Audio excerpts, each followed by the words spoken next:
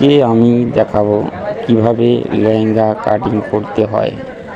Lehenga cutting অনেক সহজ, কিন্তু অনেকে লেহেঙ্গা অনেক ভারী কাজ, অনেকে ভয় পায়।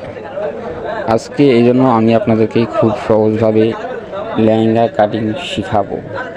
আপনারা মনোযোগ সহকারে আমার এই ভিডিওটা দেখতে থাকুন এবং পুরো ভিডিওটা দেখবেন। দেখলে বুঝতে পারবেন লেহেঙ্গা কাটিং করা অনেক সহজ। ঠিক আছে, যে কোনো ধরনের লেহেঙ্গা কাটিং করতে পারবেন আমার এই ভিডিওটা দেখে।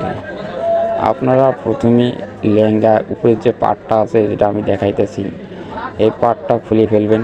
খোলার পরে উপর দিয়া আপনার লংটা কাটিং করবেন।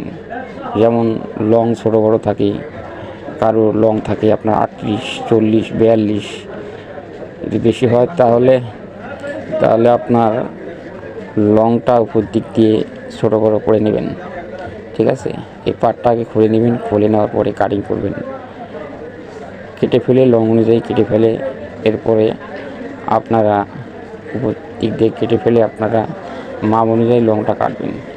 কাটার পরে মেশিন দিয়ে সেলাই করবেন।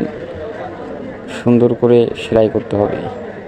ঠিক আছে, এই যে আমি খুলে ফেললাম, দেখেন।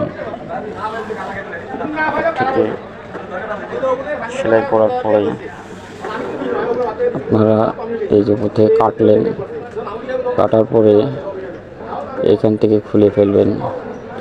খোলানোর পরে আপনারা কাস্টমারের মাপ অনুযায়ী কেটে ফেলবেন। ঠিক আছে, এভাবে লেহেঙ্গা কাটিং করবেন। ধন্যবাদ, ভালো থাকবেন। আপনারা মনোযোগ সহকারে দেখুন এবং পরবর্তী ভিডিওতে আসবে লেহেঙ্গা কিভাবে সেলাই করবেন।